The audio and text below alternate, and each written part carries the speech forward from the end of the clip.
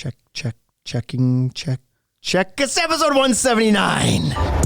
The Ultimate Deck Podcast. Need a show about outdoor living? This is where it's at with your hosts, Shane Chapman and Way Laurent. Thank you for tuning in.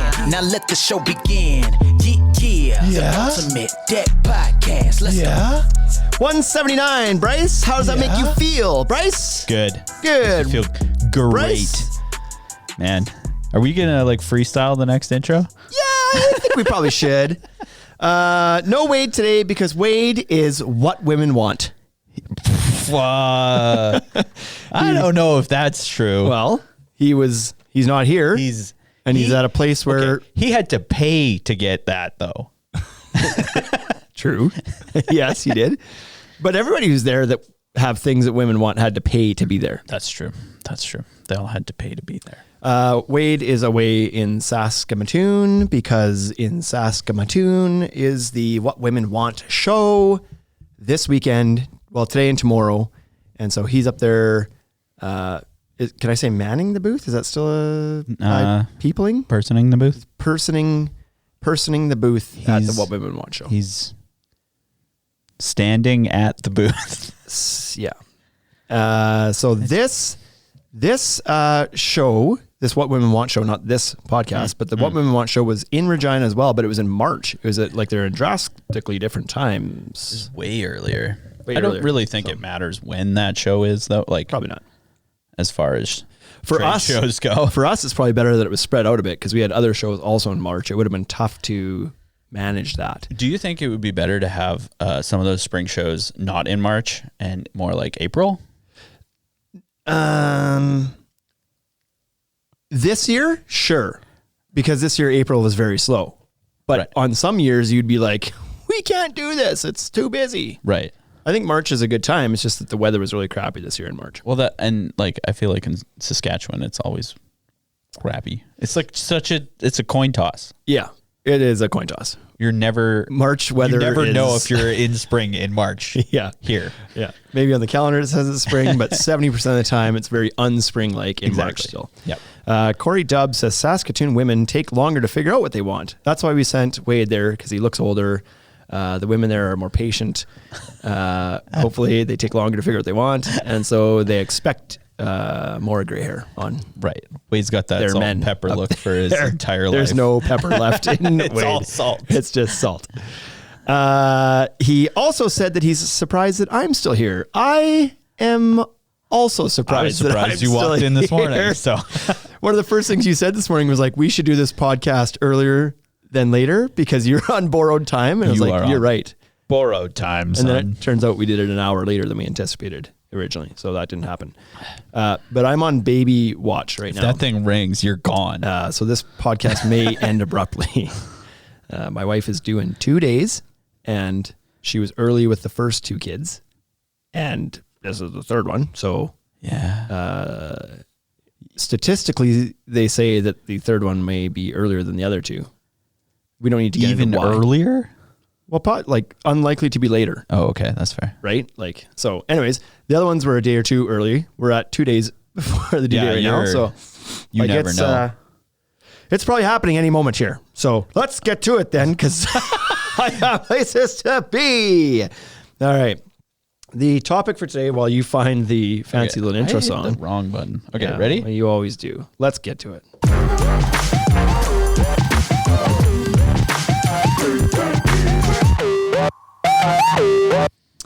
USMC says number 3 was 4 days early for us. Yeah, at this point, I'm almost willing to call this one late. Like, I know it's not the due date, but it's like it's later than we thought it probably would be.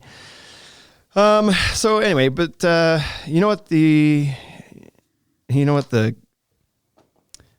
what are you trying to say? You're not really giving me enough to try and finish your sentence. I am I'm giving you absolutely nothing. I was trying to segue from what we were talking about into what the topic was somehow by talking about the strength of a good family is making sure it's built on a good foundation. And then there it was, Bryce, there's a segue. You did it. The foundation of every great deck. Good job, Shane. Good job. Thank you. Eric Teru says, should get a pool started to see how long Shane stays on the podcast today. Oh, That's not a bad idea. You guys in the chat can do that. There's actually a pool going on in work today, which that's how you can tell our business has gotten to another level. When office there's a pools baby begin. pool? Not even like baby Just pools, any but just pool? like pools. oh, right. So if we get like a lottery pool or Yeah, like it was like when it was just Wade and I, wasn't like we're like, hey, you want to have a pool on like what? Like I'm gonna have a baby. I'm like, hey Wade, you want to put some money down on when my wife's gonna have the baby? It's Right, just him. exactly. Like he's the only contestant. well, I'm gonna bet against myself. yeah. Or it's like, hey, let's have a Survivor pool and see who makes it to the end of Survivor. But it's just the two of us. Like that's. Have you ever done one of those Survivor pools? That was. I pulled that from my past. That's that was real. office thing. That was real. right? Did you win? I don't recall ever winning. Oh, I don't know that I lost. I've won a couple times. Have you? Yeah. Really? Well, the ones at Sastel were good because we usually had like 20 people in the pool. How much did you have to put in? I feel like it was $20 maybe. Oh wow, a big pot then. Yeah. I feel like it was 20. I could be wrong. Cool. Could have been $5. I don't know. Great. But anyway, so we've gotten to the point now where there's enough people that work here permanent full time that our bookkeeper slash office admin Yep. started up a baby pool for me. Are you in it? Did you get in there? No, I did not. You son of a Well, I'm not a gambler. tell ya. I just want to tell you, I'm not a gambler. gambler. I'm not a gambler. I don't gamble. I have no idea what I went to how many Vegas. people contributed to the pool. I have no idea. I went to Vegas and I didn't even spend money. I didn't gamble. I don't usually either, to be honest. Like So- I'll sometimes throw $100 down somewhere. Like that's Yeah. my extent of gambling in Vegas too. We have some. They're doing it. There's a pool in here. USMC says 27-minute mark is his bet, Okay. and Eric says he was going to say 32 minutes. We're at 6. So there it is.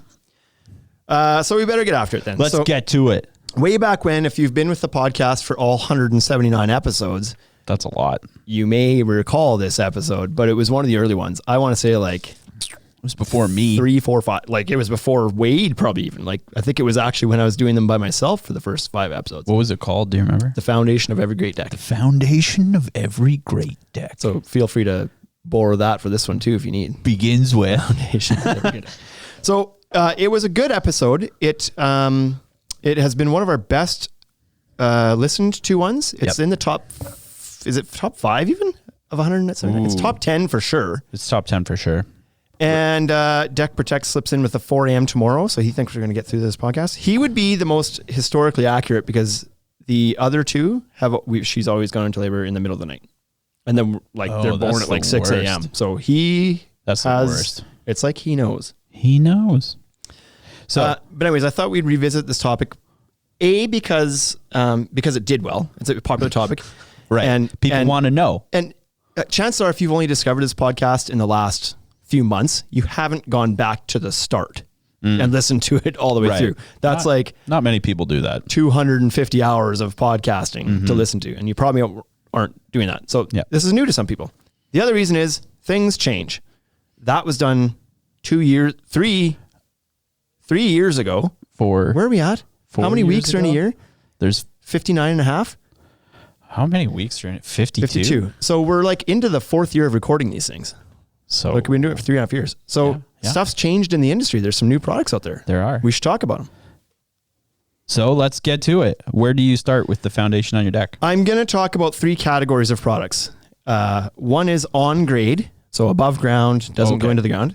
Number 2 is in ground, piles. Boom, boom, boom, boom. And number 3 is flat roof or sleeper applications. Okay. We're going to talk about these 3 categories. And within them, there's multiple products we'll talk about. We'll start with on grade. On the ground. The worst kind. The worst of the kinds of foundations. Yeah. Of all of the foundations. Remember last week where we had a couple of drinks and we got kind of fired up about some stuff, and was that 2 weeks ago? That was last week. And a guy, Haney Construction, sent us a message after the fact and was like, the only thing worse than listening to you 3 buffoons go on and on during that podcast live was re-listening to it as a podcast later. Why did he listen to it later? I don't know why he took another run at it, but it's his own fault. He knew it was bad or good, depending on what you're looking for. Right. Because He's I mean, we could bring up ledgers again. That's the foundation of a He's deck. like, you guys would start a thought and then self-contradict yourself and change your mind in the middle of the sentence. Yeah. And we're like, yeah, that happened for sure. That happens. We'd start off be like, it's the builder's fault. And then by the end of the sentence, it was like, no, we're back to being the inspector's fault. We were trying to work through it. Right? It was a live action work through. There was a lot bouncing around in our heads that day. Yeah, I'd say so. So on grade foundations, this is for some areas that are more strict, and I'm guessing, or like earthquake zone stuff, this stuff's probably never okay. I'm guessing in California, you're not allowed to do this at all. But in markets where the ground doesn't move aggressively, Yep. here, But even here, well, it moves, but I think we discussed last week even there that there might be a reason for allowing on grade. oh boy, Didn't we? was I that cut? I think don't so. recall. I think you did. Okay. I don't recall, but on grade foundation types are okay here. Yep. In certain circumstances. So in the city of Regina and the city of Saskatoon, I believe in both markets, if your deck is no higher than 6 feet off the ground, that's 8,743 millimeters. I have no idea. Then that's not even close. Not even That's close, like 8 man. meters. Is that what that was? Yeah. No. So you are allowed to, you don't have to do an in-ground foundation. You don't have to have a pile underneath the deck unless it has a roof structure that can catch wind or can take snow load or whatever. The deck by itself, under 6 feet, fine. If you go 45 minutes down the road to Moose Jaw, shout out to all Americans friends. We're going to love the names of Regina and Moose Jaw. 45 minutes down the road, over 2 feet, they want you to have a foundation, like a pile in the ground. Are they worried about the deck going down or up? I don't, like, probably up. Okay. It's a windy place here. We have wind here. We do. It's windy. And not a whole lot to block it. Right. For Regina, Moose Jaw is the wind block. That's why they're at 2 feet. That's right. Exactly. So anyways, if it's under those things and check with your own local department to see if these are okay ever and at what height. But if they are, then the most common way to do it in this market is to use some sort of adjustable footing, adjustable saddle on the bottom of the post. Yep. And that rests upon usually a slab of some sort. So here commonly it's a 16 by 16 inch, 2 inch thick sidewalk block, for lack of better words, underneath to help spread the weight of so you're not kind of point loaded on the dirt, I guess, and sinking. It'll spread the weight a bit. And then on top of that is your post with either a saddle that, most commonly made by like Pilex. They have these little adjustable saddles that the 4x4 or 6x6 post sits into, and then it's got a threaded rod on it and a nut, and you can adjust it. Or what we love nowadays, and we carry both these products, but the GH Leveler, which is a much better product than the Pilex one, in my opinion. And so the GH Leveler similarly works by mounting it to the bottom of the post. You actually drill a hole into the core of the post to allow the threaded rod to kind of house inside of. And that way, when the ground moves, settles or heaves, you get under there with the pipe wrench and you can level your deck. You can adjust your deck. So the Pilex ones give a bit more travel. It's like 5 inches. The GH Levelers are 3 inches of travel on those. But they're much stronger too, laterally and the amount of weight they can carry. So they're a good option for a budget deck if the rules permit. Now, some people listening to this podcast are if you use these products, they're going to call you a hack. As a deck builder. As a deck builder. Right. They're like, you're a hack. Because that's how they cut your heart. Just calling you a hack? Yep. You're a hack. In the world of deck building, calling people hacks is like, it's a big insult. Because you're like just chopping at stuff? Just a hack. Just hacking it? You're not really thinking. Don't care what it looks like at the end. You're a hack. You're hacking it. Oh man, that's a horrible word too. Yeah, I was going to say. Shane's got a hairball. Yep. So those are very common here. And those the inspectors are okay with them here. Pyramid things, what are those called? Yeah, those pyramid blocks, cottage blocks, elephant feet, all sorts of names for those things. Those go hand in hand with these things. Like the Pilex ones would typically sit in those cottage blocks, elephant feet, whatever. And that just kind of gives them those kind of spread the weight out and give it some sort of lateral stability in there, I suppose. Deck Protect says, no way, I've used them. Sometimes it is what works. So the third option there, and this is why we're doing this podcast, is because this one's newer than the last podcast we did about this. There's a product out there called Tough Block.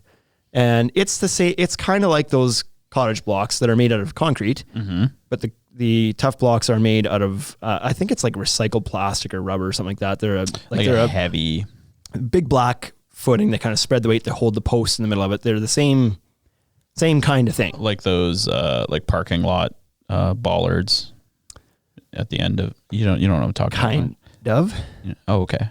Maybe, I don't know. You know Do what I I'm know talking what you're about? You know, usually they're painted yellow and they're to stop you from going past the parking stall. Like the curb thing? Yeah. Sometimes they have them in the middle and they're made of rubber. I mean, sure, might be a similar material to that, like a recycled rubber. I'm not exactly sure. I can't believe you haven't seen these.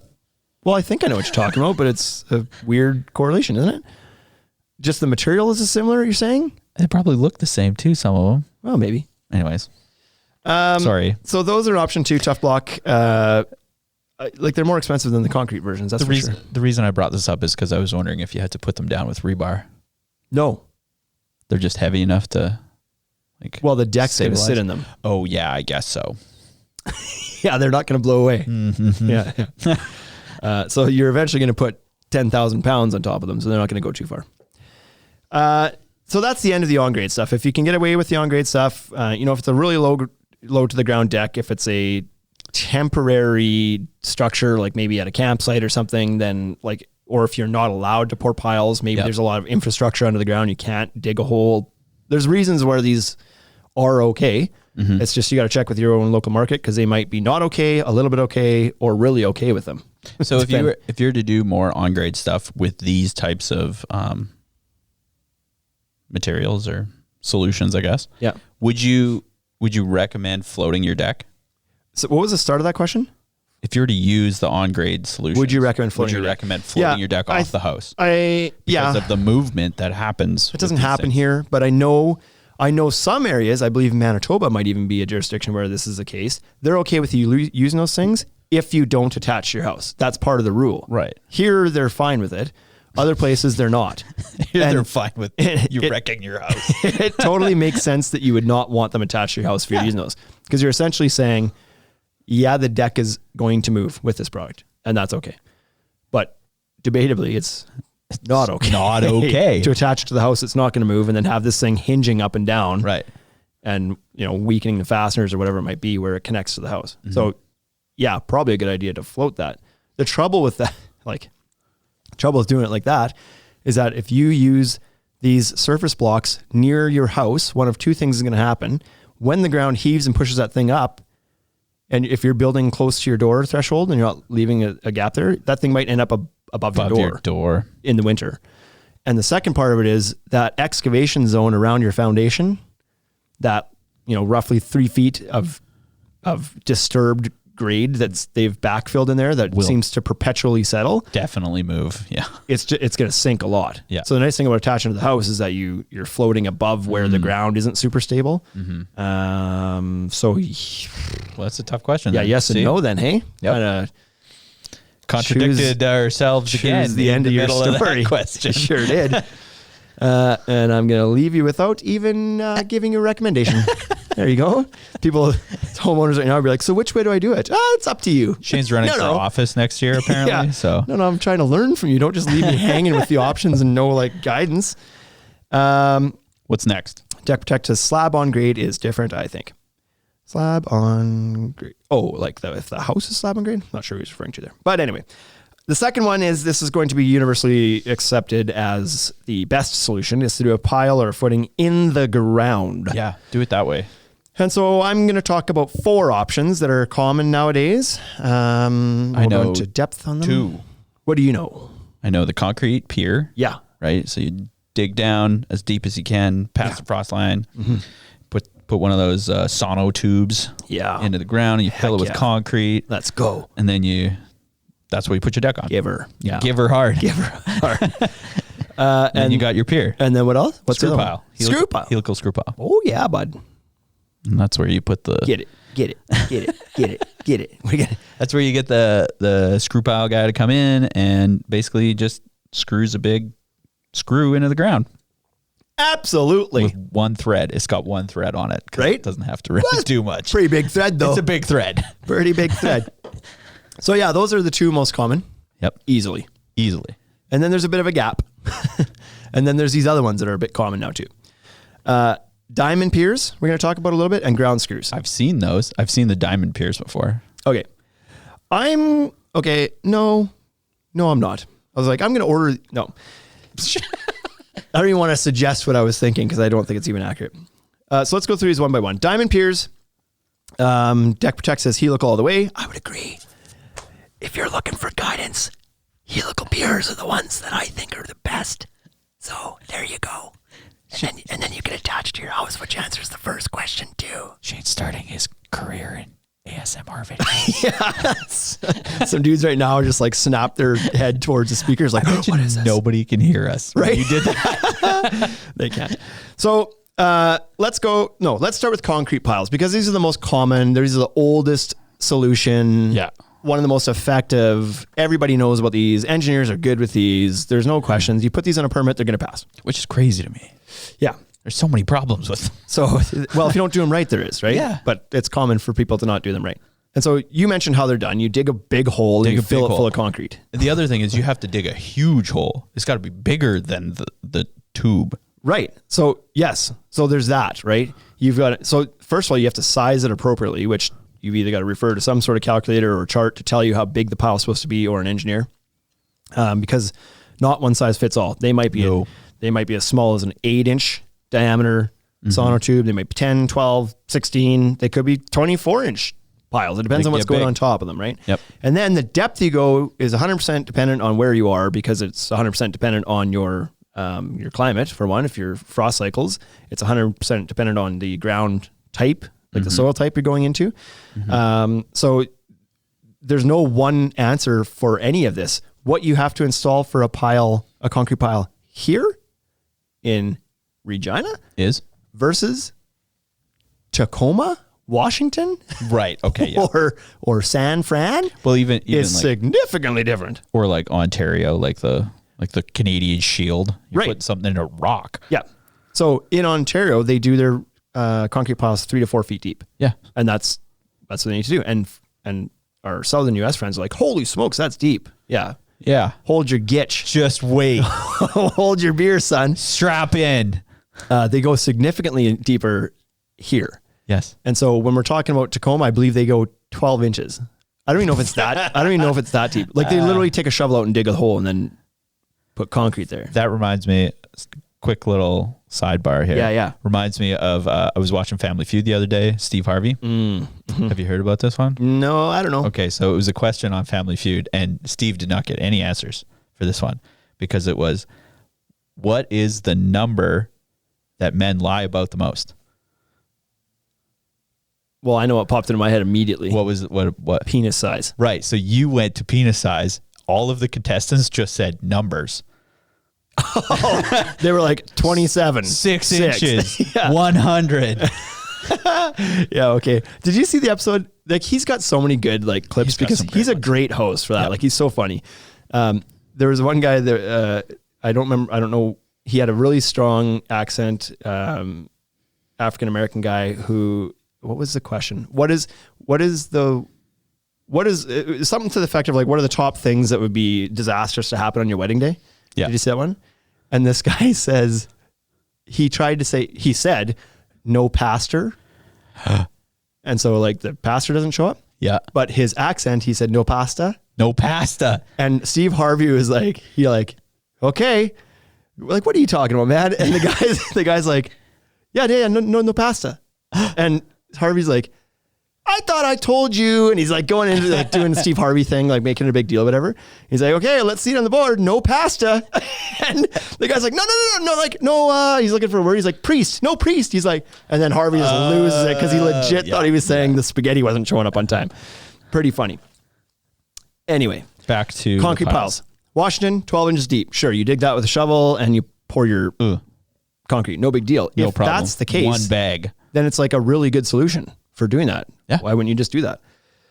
If you're in Ontario and you got to go 4 feet deep, different story. That's a lot more work. Now you're digging out an auger, at least a 2-man auger to get, to get your hole dug deep enough.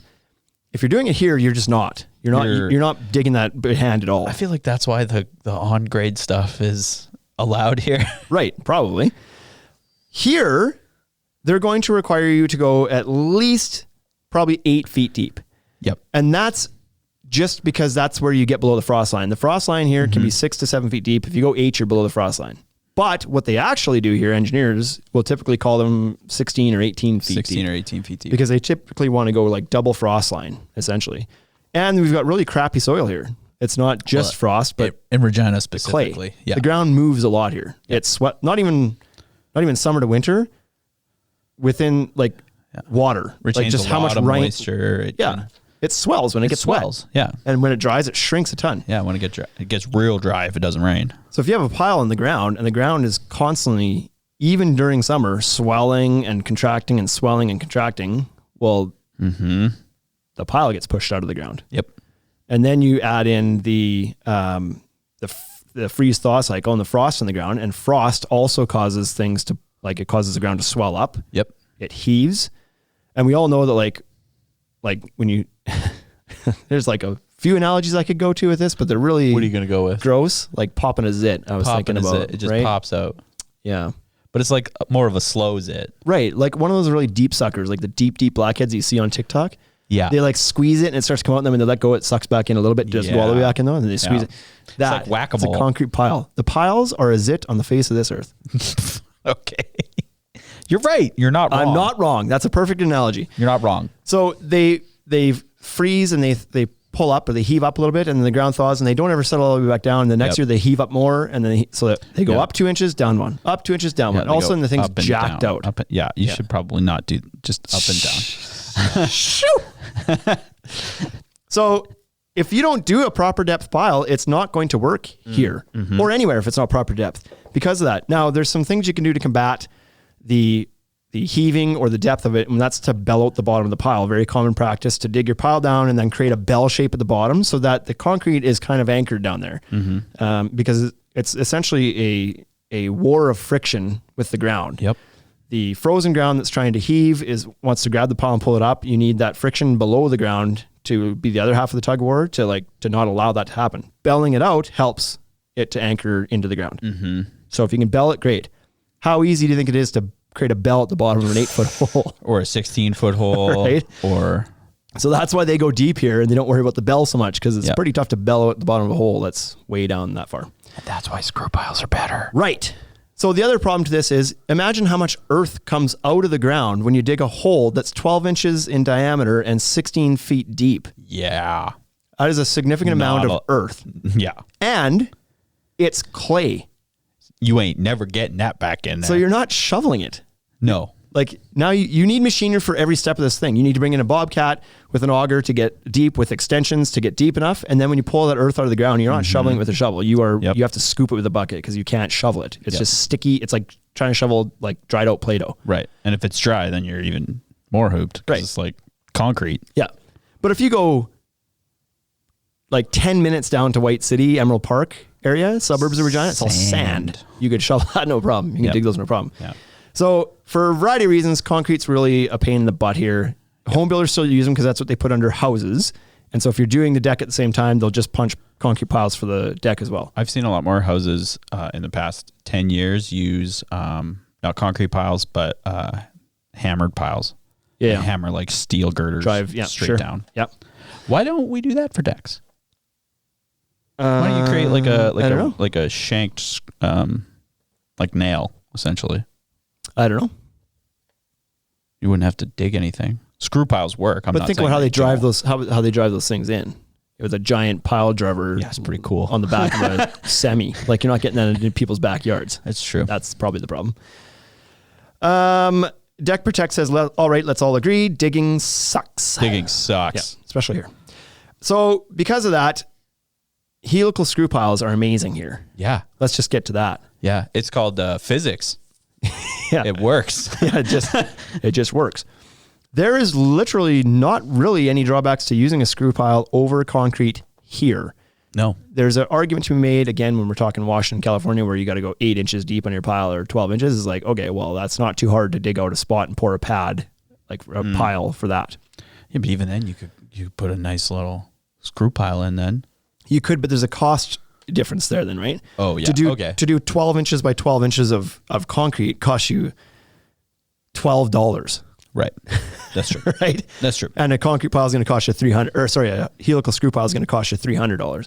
So there it's like, it's a tough sell. It's a tough sell. Here, when you do a concrete pile that has to be excavated by machinery, yeah, a yard of concrete to go in the hole, or two, I don't know how, 16 by 16 feet deep by 12-inch pile, I don't know how many yards of concrete that is, and then pay to haul the dirt, the clay away that you, like, yep, you're probably $400 or $500 a pile. Nowadays, it's probably 500 plus a pile. Yep. Yeah, definitely. So a screw pile, while they have gone up in price a little bit the last couple of years, are still like under $400. Oh yeah, that's way better than concrete. There's no cost advantage to doing concrete here either, unless you're doing a crappy one. And you can run them as deep as you need to. Right. Because there are portions of Saskatchewan that, and it's like this everywhere, but even 16 feet isn't deep enough. Right. Exactly.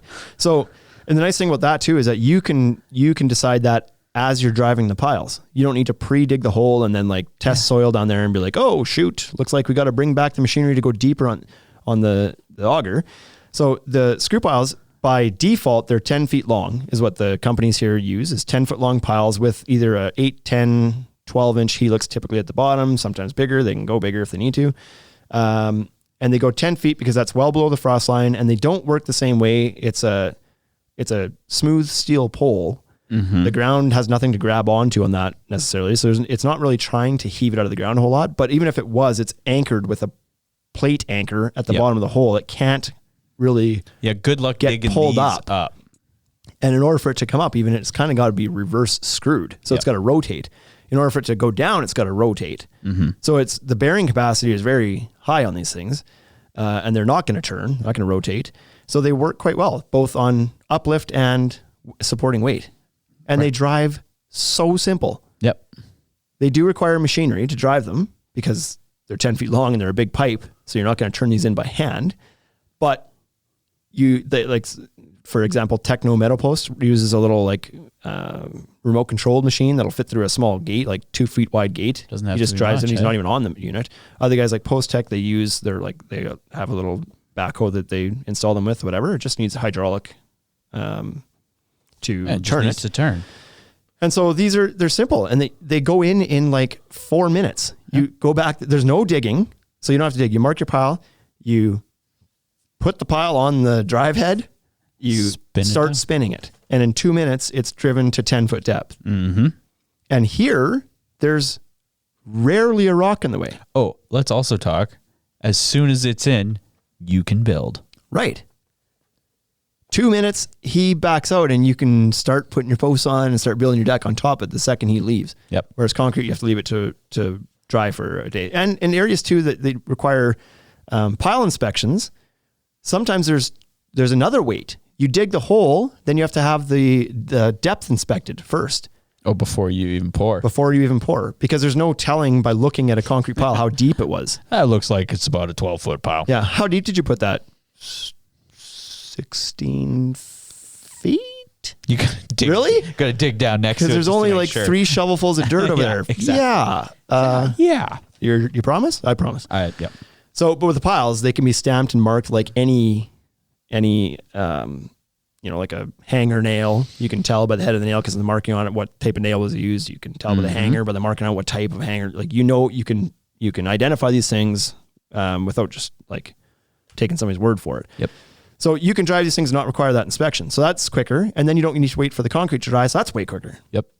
So they're just really awesome. So now my question They're also repositionable. Before you move on. We're just like, let's say you plop that thing in the wrong spot. Oh yeah, just back it out and you put it in the right spot. And it doesn't like disturb as much ground. All that ground really goes back in. Right. Yes, when you're done driving it, there's a small mound of dirt like an anthill you step on to flatten it back out. Yeah, exactly. So good. Your question. I was going to say, well, since we can't use screw piles in Washington because it doesn't make sense, what would we use? Well, they do use some, but they're shorter. They don't always have to be 10 feet either, right? You can do a 4-foot screw pile or a 7-foot screw pile or whatever. Right, or like diamond piers. There's some questions here. Micon decks, I just put 4 in the wrong spot, had to remove them and reinstall in the right spot. Only took about 1 hour to fix. See, he had said that before Yeah. I even brought it up and I didn't see it, but he was already on the same path. So yeah, they can. There was a guy here, the screw pile installer that we've used quite a bit here before. His sister-in-law had a hack take a run at her deck, and he went out and installed the piles for it, of course, for his sister-in-law. Yep. But the hack had marked out the piles. He drew out, and I can't remember what it was. It was a few. It was like 10 or 12 piles. He had driven all these piles. This hack came out, put some boards. It was an embarrassing state of affairs. It was an embarrassment. And this guy took off with her deposit and never showed back up. Like he totally scammed gone. So who knows his pile markings, if they were even supposed to make sense, or if he just went out there with a can of marking paint and was like, boom, boom, boom, boom, here you go. There's a deposit. See you later. Anyways, because they used helical screw piles, Mike, the screw pile installer, was able to go back out all 10 of these piles. I went out there to help him relay them out because he was going to build the deck now, and I went out and helped him relay them, and we drove all the piles back in. Done. That was fine. If those were concrete piles, oh, you're screwed. You're screwed. Which is funny. You could what are you going to use screw piles? Right? What's that? I said you're screwed, but you should use screw piles. Yes. Deck Protect, that's a mighty fine hole. Carry on. TC Deck says, where's Haney? This conversation is some innuendo gold. He's just showing up late here now. USMC was wondering where Haney was, and now Haney's here. Haney says, Levi, I'm trying so hard to behave today. All this pile driving talk, hole inspectors pulling out and redriving. Come on. Well, look, we have a screw pile. Now, we do. Now, there's I was just going to talk about that, actually. There's light duty screw piles you can find, too. You'll find these at Boxers. You can find them in our store. They're 4 foot long. So before we go back, you mentioned we can go deeper with those piles, and I forgot to mention, you can go as deep as you damn well want. Yeah, you just keep adding extensions on. Just adding another wild 10-foot extension. So the guy who does our pile, he did I think it was a solar field or something a few years ago. And they said they went 40 feet deep on those piles. Oh, wow. So you start with 10, the torque isn't high enough there. You add on a 10-foot extension, you drive another 10 feet, torque's still not good, another 10 feet, another 10 feet. There we go. They're great for the lake. That's how I see it. Yeah. Because the lakes around here, your frost line is super deep because it's so wet. Yeah. Yeah. So they're really versatile that way. So yeah, and there's the light duty screw piles that, again, Pilex makes. They're tiny little miniature versions of a proper screw pile. They're fine for small stair landings, tiny, like small projects. They claim they'll carry up to, I think it's 5,000 pounds or 3,500 pounds, but you turn them in by hand. So I can't imagine that you yourself are going to achieve that torque ever. I suppose if you drove them in hydraulically with something, maybe you could find the torque needed to support that weight, but they're pretty tiny. Yeah. I mean, you'd have to get all the way down probably. Yeah. And you can put little 2-foot extensions on those too, but they're not like, this is apples and mangoes here. Like they're not apples and mangoes.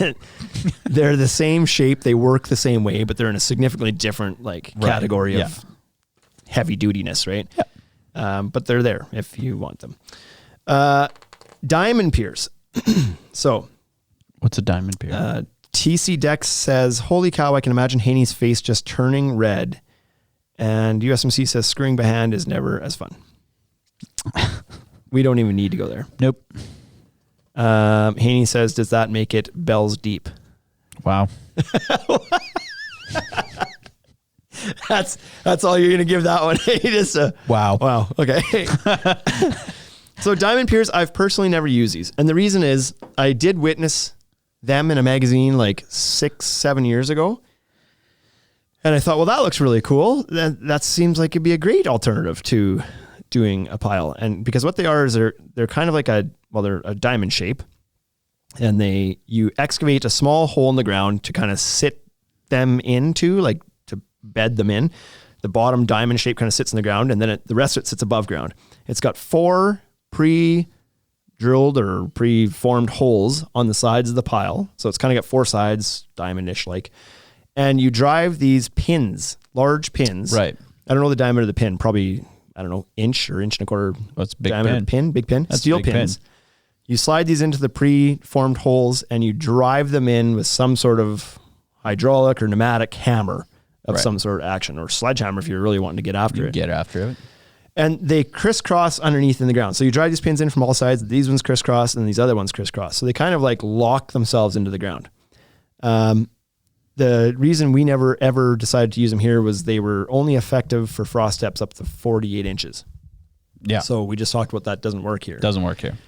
So we've never brought them in or whatever. But some people do use them and some people swear by them. Other people have used them and say they've had issues with them cracking or not, like the actual block cracking, whatever. But some people say that's all we use and they work great. So I don't know. So are they made out of like concrete, like a hard? Yeah. Yeah. Like See, they should make them out of that rubber stuff. Right? They could. Because then they wouldn't crack. Right. So I imagine this is probably a fiber reinforced concrete or some sort. I don't know what the makeup of it is, but that's how they work. So they're a neat idea. And if you're in a place with shallow frost, then I imagine they probably work just great. Yeah. Yep. So there is that option. Deck Protect says the concept is there. They give a massive load displacement. Yeah. So they're, yeah. Wow. I feel like they did that on purpose. They just wanted you to say that. Right. Yeah, maybe. Those ones are kind of a combination of on grade and in ground. Yeah. The actual block itself sits kind of on grade, but then the pins are driven down into the ground. So I guess you still have a combo unit. Dig it out. I'm not even going to read Haney's next one. That's just getting worse. Yep. The last one we'll talk about is also new since we did the podcast last time. It's intriguing to me, but I'm confused as to how they would work in deep frost areas, but they are what the category of them is kind of called ground screws, I suppose. So what's the difference between a ground screw and a helical screw pile? Right? They work similarly. But you mentioned before how a helical screw pile has one big screw thread on it, like one big tine, thread, one big helix. Whereas the ground screws look like a traditional screw. Oh, they're really? threaded all the way up the yeah, the all shaft. the way to the head, all the way up the shaft. Right. And do you need a giant screwdriver? Yeah. Really? Well, they're driven typically with, like they're driven again hydraulically or pneumatically, or I don't know if they have an electric tool that drives them in. So, so what's nice about these is that a contractor themselves wouldn't need much equipment to install these. If you wanted to get into doing your own piles, this is a really good solution because it's a handheld electric tool that actually drives them as opposed to a big chunk of machinery. Right. So that part's convenient. The part I'm confused about is that they only make them, I think up to 7 feet long. I could be wrong. And typically they're shorter, like 4 feet. So the frost question comes into play for us. If like you're kind of in the middle of that frost zone, in my opinion, they would have to be heaving. I get they support a lot of weight down and they have significant uplift strength as well. Mm-hmm. But to me, they would move in the ground just like, you should just don't do that. They would anymore. move like this. They would move. I'm like watching the delay thing here now to see how that looked when I do it. So, hold on, folks. Let me just watch my own self here. There it is. I know. I commented on that earlier too. Okay. Oh, if you don't watch this podcast on Instagram, you miss out on so much. So the ground screws, you need a big screw tool to put them in. Yeah, because they drive in, they twist in just like the helical screw piles or like a screw. Yeah. They're a screw that goes in the ground. Different size saddle attachments, like they work very similarly. Mm-hmm. Just in my opinion, the benefit for our area of the helical screw pile is that it only has one helix, one screw at the very bottom underneath the frost. So it acts as that anchor. Whereas these ones, it's the screwing part is in the frost area. Now, if there's nothing saying that they couldn't develop a 10-foot long one with, threading only on the bottom 3 feet or something, and that would work just the same. Right. The problem is putting that sucker in with the tool, because now you're not 10 feet tall, right? Like a 4-foot one, you stand it up and a 6-foot guy with a jack on top or electric drill, or whatever you want to call it. Yeah. You can stand there and put these things in, but if they become 10 feet tall, now you're doing it from the top of a ladder or something? So it gets a little bit more complicated when you have to start doing that. That's probably why they never went over 7 feet. Yeah, maybe. Because even at 7 feet would be like you're standing on probably a 2-step ladder above your head trying to get that thing started. Yeah. So they're really intriguing to me. I like the idea of them. Again, in a place where, like, say Washington or something, where it's like, they don't have to go very deep on them and you can drive a 3-foot or 4-foot version of these things. They sound really, really good. I know that Cascade, I think, has been using them, Cascade Fence and Deck in Washington.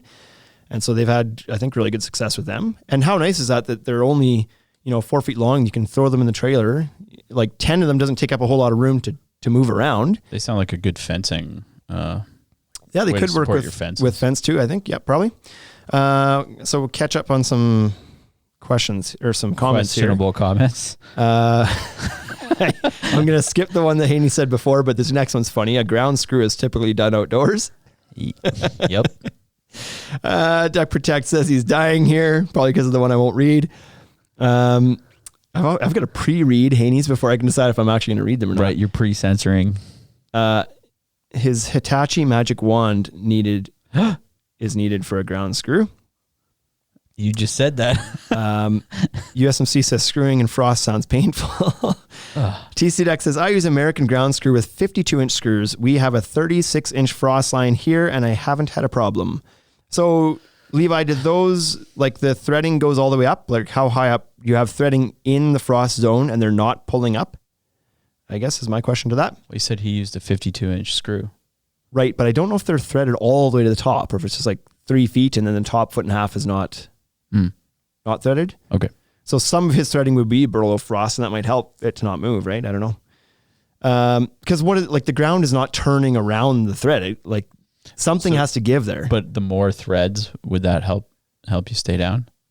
But how? On a regular screw, does that? Like if you had, think about it, if you had a screw, like a wood screw with one thread in it, it would still go in, right? Yeah. Would it come out easier? I don't know, but imagine you had let's go back to Play-Doh. Okay. Since we've used that already. Yeah. Imagine you had a ball of Play-Doh and you took a regular wood screw and you screwed into the Play-Doh. Yeah. And then you squeezed the Play-Doh and made it squish up. The screw is going to go up with it. Yeah, but so is the helical screw pile. Not unless you helix get all goes the way to the bottom. Through below below the Play-Doh. And then you squish it, it'll just move around the shaft. And it won't pull out of the ground. That's right. Right? That's right. But if you don't get some of those screws below the ground, then it's going to it's going to move with whatever's moving around it. Mm-hmm. Haney Construction, Frosty the Snowman loves... hold on here. Frosty the Snowman loves screwing in the frost with or without a jack on top or a jack off top. TC Deck's expensive initial investment, but well worth it. Threading is about 2 feet on those. Oh, there you go. Yeah. So, yeah, I've explored it. I've talked to those guys, the Stop Digging company that makes these ground screws. I've talked to them or a distributor of them, and they couldn't give me an answer about whether they work in deep frost. And so I was like, this is not giving me confidence that they will work. So, I don't know. Number 3. Oh, there's another one? There's another category? The flat roof. This is a quick and easy one. Okay, yeah. The flat roof option. So if you're building a deck on top of a flat roof or on top of a slab of some sort, or there's different applications for this, you're not putting anything in the ground. You're not driving piles into your roof. Nope. You are instead going to have likely a waterproof membrane on top of that of some sort. And the idea then is that you need to sleeper that with something and have the decking floating above it to allow for airflow and allow for water drainage and whatever else. Mm-hmm. And so generally you use a sleeper. A sleeper can be anything. A sleeper got its name because typically in a basement floor or something like that, if you're sleepering to keep the flooring up off the subfloor off the concrete, instead of putting 2x4s on, standing up, you would lay them down. Oh, okay, yeah. And things that are laid down are sleeping. So they're called a sleeper because they're laying down. That can still be a 2x4, treated 2x4 or something, laying down on a flat roof, or you can use something like a little bit more modern, like Decorators has their MBC sleepers. They're mineral-based composite sleepers. So they're a 2x2, 1.5 by 1.5 sleeper that doesn't have any wood content or organic content to it, so it doesn't matter if they stay in a wet environment. They could stay underwater. They could stay underwater if they want. So they're perfect for that kind of application because on a flat roof, you generally do have, they're all sloped to drain, but sometimes they don't drain fast or they do pool because of settling or whatever. Mm-hmm. Or this might be sitting around a swimming pool on a concrete slab or something, and it's going to be always wet. Right. So you want to build that up with a sleeper to give airflow, and then the sleeper itself, you should either use something that isn't affected by water, or else it's going to rot eventually. like no matter what you do. So those are options. And then also the idea of using pedestals. These are very common for rooftop applications as well. These pedestals are essentially kind of like the GH levelers. They're actually really similar to a GH leveler. That they just have two plates and an adjustable base, adjustable threading on it, but they're usually a plastic, like a polypropylene or some sort of plastic as well. Oh, okay. And they essentially, again, allow you to level a flat but not level surface really easy because you can screw them in and adjust their heights. And then you have some sort of framing member that, or sometimes it's just a tile that spans between without framing members, but you'd have your substructure sitting on these pedestals, corner to corner, and you'd kind of lay these out like a grid matrix and build on top of them. Okay. So that gives the same thing as a sleeper, but it just makes it much easier to adjust for like to level off your rooftop. Yep. If it's not level. So, Haney Construction. Nope. Not reading that one. And then he follows up with decorator sleepers over EPDM is the way almost always. So that's a very common scenario, is having EPDM roofing membrane, like basically rubber sheets on top of a flat roof is how they create a waterproof environment, and they're all seamed, and then that roof is sloped towards a drain of some sort somewhere. And so, yeah, putting these decorator sleepers on top of that stuff is great. Right. Because it won't ever rot. It won't rot. So really good option. Quigley Dex just joined us. He's late to the party. There was some activity in here today. Yeah. But that's some activity. That's it. That's the 3 categories and the products within those categories. There's a few like products out there that are unmentioned, but it's just like we stuck with the more common ones that you're going to actually hear about if you're researching this. So any questions, Bryce, on those 3 scenarios or products? No, because no. I was just thinking like attaching your deck to the house is also a form of foundation, is it not? Yes. Yeah. Right. In a way, yeah. In a way. Because if you weren't attaching to your house, you'd be using one of these things. Yeah. So yes, when you're attaching to the house, you're transferring the load of that deck to the house's foundation. Right. And the house has a pretty good foundation generally. Should, yeah. Like you're attaching to the rim joist of the house, which is sitting upon a concrete wall, which is down onto a concrete footing, which is probably got piles underneath that. Right. Or a slab, and then it's structurally sound for sure. As long as you make sure that connection from the ledger to the house is proper, then you're good. Right. And we don't need to talk about ledger connections. You want to get into that again? Quigley Dex. Guess I'm gonna have to listen when the podcast comes up. Yes, you are. Haney Construction. Am I getting sent to some Canadian tribunal for this podcast? Deck Protect sounds like a grad application. So Grad Concepts has pedestals. There's also a company by the name of Bison, or a product by the name of Bison that makes pedestals that are quite common. TC Dex says, what was Fresh Deck's preferred footing application? And we are caught up in those comments. So helical screw piles. That was Fresh Decks all the way. That was Fresh Decks all the way.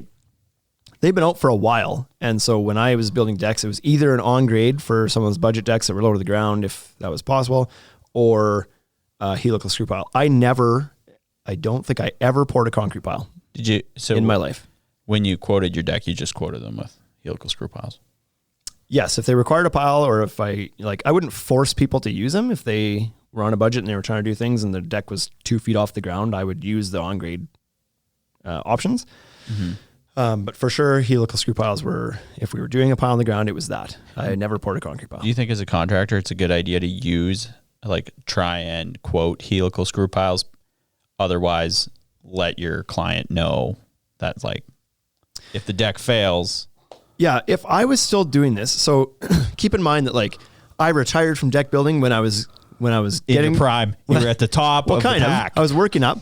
I was getting higher end clients at that point and doing higher end projects and doing cooler things. At the end of it, I was using screw piles for everything. But certainly as I got to that point, I wasn't going out and doing $80,000 decks with adjustable saddles on the bottom. That wasn't happening. Right. But back when I was doing $3,000 to $5,000 to $6,000, $7,000 decks, well, those had that. If I was still going, I wouldn't be even giving that as an option anymore. I would have been doing higher budget projects that could afford to put the screw piles under the thing, right? Screw piles are bust.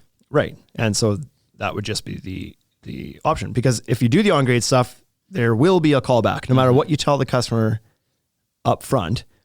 Like you can tell them, you can put it in writing, you can do whatever you want to say like, this is going to move and you're going to have to come out and adjust these. And the second they notice their deck's on that level, they're phoning you. Like my deck's not level. And you'd be like, I told you about this. Remember the little package I gave you? Oh yeah, we threw that out.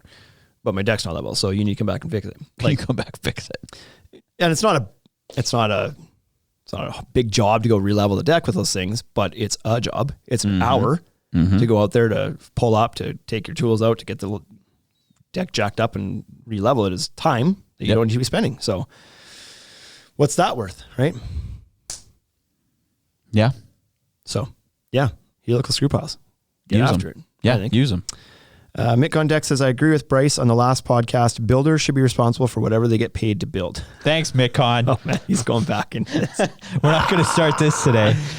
I'm good to end this crap whenever you are, Bryce. Yeah, okay. I'm like, you guys, thanks for tuning in. Great episode. We'll see you guys next week. Haney says, anyone involved in a deck project has a responsibility to call out structural and connectivity deficiencies. There it is.